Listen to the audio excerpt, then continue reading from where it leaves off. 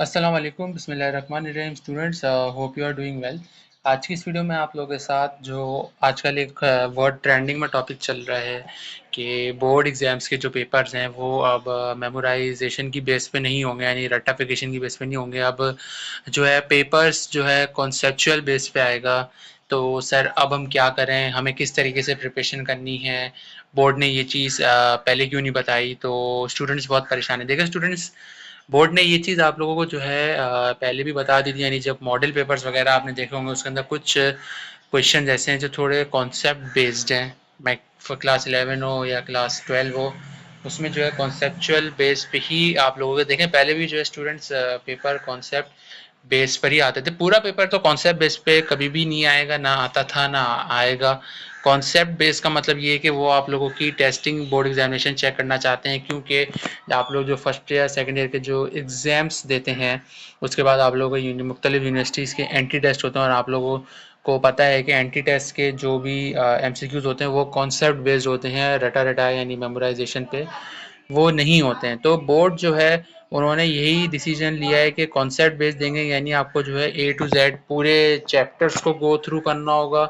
उसकी each and everything आपको जो है आपको पढ़नी होगी, और आपको जो है पूरी उसकी तरीके से तैयारी करनी होगी। सिर्फ जो जो नॉर्मल पेपर होते हैं जैसे उर्दू, इस्लामियात और इंग्लिश वगैरह का, ये जो जैसे नॉर्मल है वह आएंगे। बाकी जो है फिजिक्स केमिस्ट्री का हो गया, कंप्यूटर का हो गया। अच्छा, एक और चीज़, अब स्टूडेंट्स पूछ रहे हैं कि सर मैथ्स का पेपर कैसा कॉन्सेप्चुअल आएगा। देखिए स्टूडेंट, मैथ्स का पेपर पूरा कॉन्सेप्चुअल नहीं आएगा।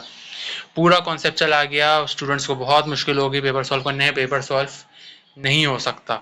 कॉन्सेप्चुअल का मतलब ये है कि अगर जैसे कोई डेफिनेशन है या कोई वर्ड प्रॉब्लम वाली है, जैसे कोई लीनियर प्रोग्रामिंग वगैरह है, या कोई सर्कल्स का कोई सवाल है, हाइपरबोला पैराबोला, तो उसको थोड़ी सी वो उसकी वर्डिंग को चेंज कर सकते हैं। होगा सवाल आसान, बस उसमें उन्होंने क्या किया है, थोड़ी सी वर्डिंग चेंज कर देंगे और आप लोगों को जो है वो ट्रिक करने की कोशिश करेंगे। आपको जो है ट्रिक नहीं होना है, आपको जो है सवाल को ध्यान से पढ़ना है, फिर आपको विजुलाइज करना है कौन से चैप्टर का क्वेश्चन है, इसमें किस तरीके से यानी पूछा गया है। कि वो पूछते हैं कि अगर सेंटर्स निकालें तो वो पता है कि आपको सेंटर या तो जी एफ होता है सर्कल में, और इक्वेशन और एलिप्स वगैरह का, क्योंकि ये घुमा के दे सकता है। जैसे इसके अंदर इंटीग्रेशन, स्टूडेंट्स इंटीग्रेशन इंटीग्रेशन रहेगी, बाय पार्ट्स रहेगा, डिफरेंशिएशन डिफरेंशिएशन रहेगी, और जो लिमिट्स वाले सवाल हैं वो भी रहेंगे। ये चेंज नहीं हो सकते, इसको बोर्ड चेंज कर भी नहीं सकता, क्योंकि इसको चेंज करने से कोई यानी इतना कोई फायदा होगा नहीं।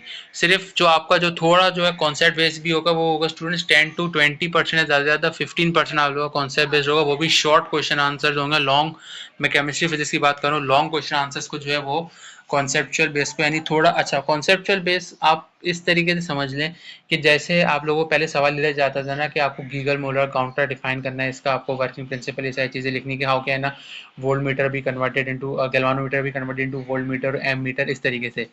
अच्छा, अब इसको जो है ये लोग किस तरीके से कन्वर्ट कर सकते हैं कि आपका जो भी बुक से रिलेटेड जो भी पैराग्राफ में कोई भी चीज़ लिखी हुई होगी ना, तो वो उसको जो है वो सवाल बना के आ, पूछ लिया जाएगा, और वो बोलेंगे कि आप इसको जो है प्रूव कर रहे हैं बाय प्रोवाइडिंग अ रीजन, के जो है यानी जो शंट की ज़रूरत क्यों पड़ती है, क्या इससे रेजिस्टेंस या वोल्टेज में कुछ चेंज आता है या नहीं आता। तो अब आपको पता है कि शंट कहाँ पे यूज़ होती है, तो फिर आप वो चीज़ जो है पूरा डिटेल में एक्सप्लेन करेंगे। तो वो इस तरीके से जो है आप लोगों को कॉन्सेप्ट आपके चेक करना, आपके करना चाह रहे हैं कि क्या वाकई आपने तैयारी पूरे साल की है या नहीं किया। सिर्फ इस चीज़ का स्टूडेंट्स मतलब क्या है कि आपको जो है पूरा ए टू जेड पता है कि इंटर्स में आप लोग जो बोल लेते सर कि इतने गैप्स क्यों हैं, तो अब आप लोगों को पता चल गया होगा कि बोर्ड ने इतना ज़्यादा क्या कहते हैं, टाइम टेबल में इतना गैप, यानी 3 महीने 2.5 महीने का इन लोगों ने स्केड्यूल क्यों सेट किया है।